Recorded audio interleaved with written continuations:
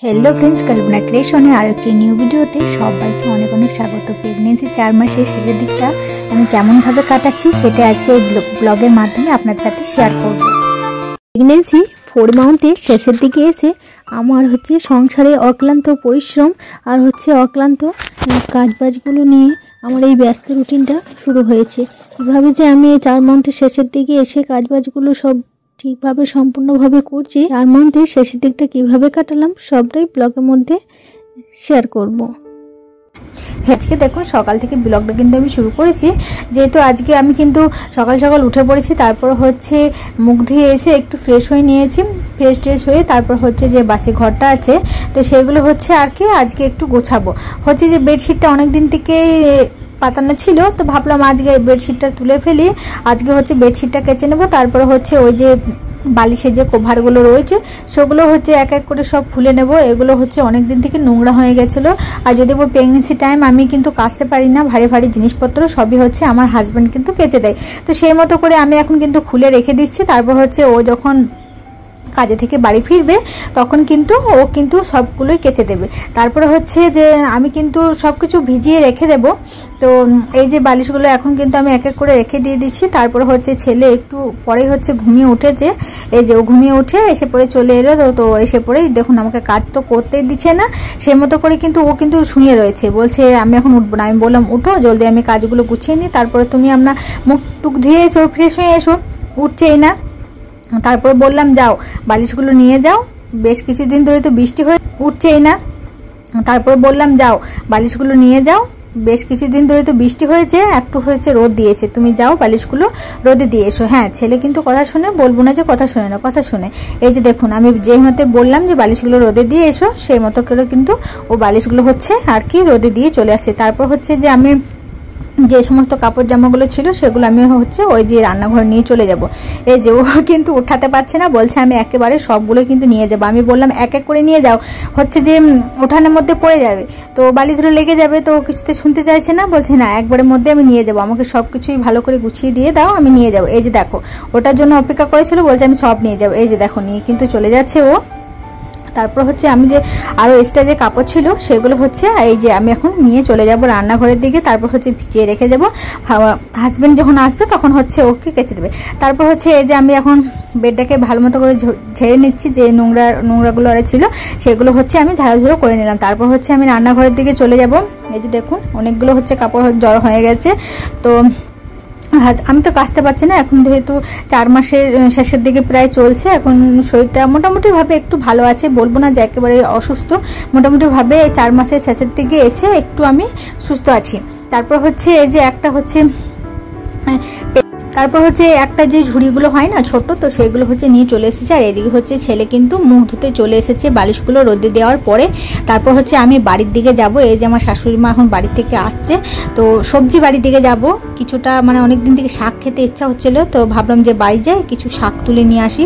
তো বাড়িতে এসে দেখি শাক কম গাছে, ঘাসের একদম ভরে গেছে, প্রচুর নোংরা হয়ে গেছে, এত ঝোপ জঙ্গল হয়ে গেছে না, ভীষণ ভয় করছিল। আর দেখুন এটা একটা মর্টিন জ্বালিয়ে দিয়েছে, যে মশা লাগছিল প্রচণ্ড পরিমাণে। তো শাশুমা বললো যে বেছে বেছে কয়েকটা শাক তুলে নাও। তো হ্যাঁ, বেছে বেছে বেশ কিছু শাক আমি তুলে নিয়ে চলে এসেছি। আর এসেও কিন্তু আমি দেখুন এই যে বালতির মধ্যে কিন্তু আমি কেটে আরে রেখে দিয়েছি। তারপরে এক বালতির মতো কাপড়ে যে ভিজিয়েছিলাম, তো সেগুলো আর কি ভাবলাম যে হাজব্যান্ডই কাচবে। তারপর ভাবছি কি যে না, ও এসে পরে কত আর কাজ করবে, আমি সেই মতো করে সবগুলো গুছিয়ে করে নিই। তো সেই জন্য ওর ভরসা আর করলাম না। আমি এই যে ছোটোখাটোগুলো যে আছে, যে বালিশের কভারগুলো, আর এই যে ছোট ছোট ছেলের যে প্যান্ট শার্ট ওইগুলো রয়েছে, ছোট ছোটোগুলো আর কি আমি কিছুটা কেচে নিলাম। তারপর হাজব্যান্ডকে যে বড় বড়গুলো রয়েছে, যে বেডশিটটা আরও কিছু যে বড় বড় যে কভার হয় না, আমি যে বালাপোষা কভারগুলো সেগুলো আর কি ওর জন্য আমি রেখে দিই, ভারীগুলো বেশি কাচি না। এই যে ছোট ছোট ছেলের প্যান্ট গেঞ্জি আরে ওইগুলো আর কি আমি এক বালতির মতো কেচে চলে এসেছি। তারপর কিন্তু আমার প্রচণ্ড পরিমাণে খিদে পেয়ে গেছিলো, যেহেতু সকাল সকালে উঠে পরে বাড়ির সমস্ত কাজবাজ করেছি, তো সেই জন্য সেই সমস্ত করার পরে অনেক প্রচণ্ড পরিমাণে কিন্তু আমার খিদে পেয়ে গেছিলো। তো একেবারে ছোটোখাটো টুকটাক কয়েকটা কেচে তারপর হচ্ছে স্নানও করে নিয়েছি একবারে। তারপর হচ্ছে রান্নার দিকে যাব। তো ভাবলাম অনেক খিদে পেয়ে গেছে, তো কী খাই তো মাথায় এলো না এক গ্লাস হরলিক্স গুলে খেয়ে নিই, যেহেতু সকাল থেকে মানে না খেয়ে আছি, মানে না খাওয়া বলতে কি সকালে চা বিস্কিট খেয়েছিলাম, তারপর হচ্ছে কিছু খাইনি আর তেমনটা। তো ভাবলাম এক গ্লাসের মতো হরলিক্স খেয়ে যাতে পেটটা একটু খিদের জ্বালাটা একটু কম হয়, তো সেই জন্য এক গ্লাস মতো কিন্তু হরলিক্স আমি খেয়ে নিচ্ছি। তারপর হচ্ছে ওই ঘরে চলে যাব, একটু ফ্রেশ ট্রেশ হয়ে এসে তারপর হচ্ছে রান্না কিন্তু আমি করবো গা। তো এখন কিন্তু আমি চলে এসেছি একটু ফ্রেশ হয়ে নেব। তো ওই যে বললাম প্রেগনেন্সি শেষের দিকে এসে পড়ে কিন্তু এই যে ব্যস্ত রুটিন কিন্তু আমার শুরু হয়ে গেছে। আগে তেমনভাবে 3 মাস 1 থেকে 3 মাস পর্যন্ত আমি ঠিকভাবে একেবারে কাজ করতে পারতাম না, প্রচণ্ড পরিমাণে কষ্ট হতো, বমি হতো, অনেক রকমের সমস্যার সম্মুখীন কিন্তু আমার হতো। তো 4 মাসের শেষের দিকে এসে তো আমার কিন্তু একটু হলো শরীরটা ভালো আছে। ঠাকুর কাছে প্রার্থনা করি যে 5 মাসে যখন পা দেবো অবশ্যই আমার শরীরটা যেন পুরোপুরিভাবে সুস্থ হয়ে যায়, যাতে সংসারের কাজে আমি একটু সম্পূর্ণভাবে কাজগুলো যাতে আমি করতে পারি। হাজব্যান্ডও কিন্তু অনেক হাতে হিল্প করে। সন্ধ্যের দিকে তো এখনও পর্যন্ত 4 মাসের শেষের দিকে এসেছি, কিন্তু সন্ধ্যেবেলার দিক করে জানেন তো কী হয়, এখনও কিন্তু আমার শরীরটা ভালো থাকে না। সন্ধ্যে যাহাতে পড়ে যায় তখনই কিন্তু আমার গাটা এখনও একটু ঘোলায়, শরীরটা কেমন লাগে। তো মানে দিন থেকে একবারে সকাল থেকে একবারে মানে বিকেল যখন সন্ধ্যে হয়নি ততক্ষণ মোটামুটি শরীরটা ভালো থাকে। তো তারপর হচ্ছে শরীরটা কিন্তু ভীষণ খারাপ হয়ে যায়, মানে একটু পুরো না, কোনো দিন হয়, কোনো দিন হয় না, এমনটাই হয়। তারপর হচ্ছে আমি ফ্রেশ ট্রেশ চলে এসেছি, এসে পরে হচ্ছে যে এই যে রান্নার কাজে ওই যে দেখতে পেলেন একটা ভেজে রেখে দিয়েছি, বললাম না ওটা হচ্ছে হাজব্যান্ড এসে কাচবে। তো ভারীগুলো রেখে দিই, ভারীগুলো আমি কাচি না। তারপর হচ্ছে এই যে আমি এখন কিন্তু রান্না বসিয়ে দিয়েছি। তো রান্না দেখুন কি করছি। তো রান্নাতে হচ্ছে যে ভেন্ডি আলু পেঁয়াজ দিয়ে একটা সবজি করেছি, তারপর হচ্ছে এই শাক এনেছিলাম, শাকটা তো ভাজা করবই।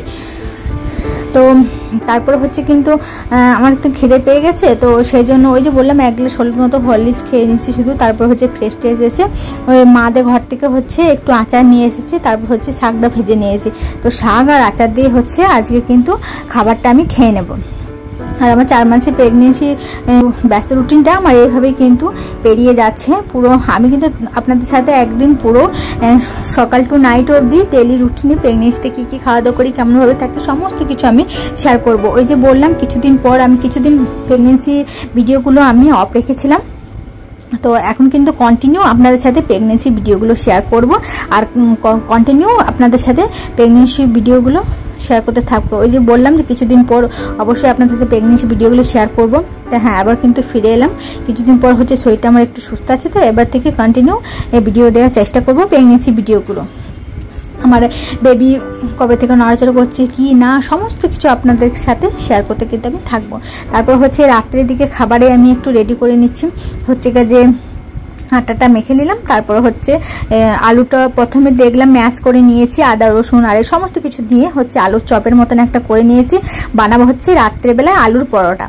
তো বন্ধুরা আমি কিন্তু ব্লগটা আর বেশি বড় করছি না, ভিডিওটা এখানে এন্ড করছি। ভালো লেগে থাকলে অবশ্যই লাইক কমেন্ট করে আমার সাথে থাকবেন, পাশে থাকবেন। ধন্যবাদ, দেখা হবে নেক্সট ভিডিওর সাথে। টাটা।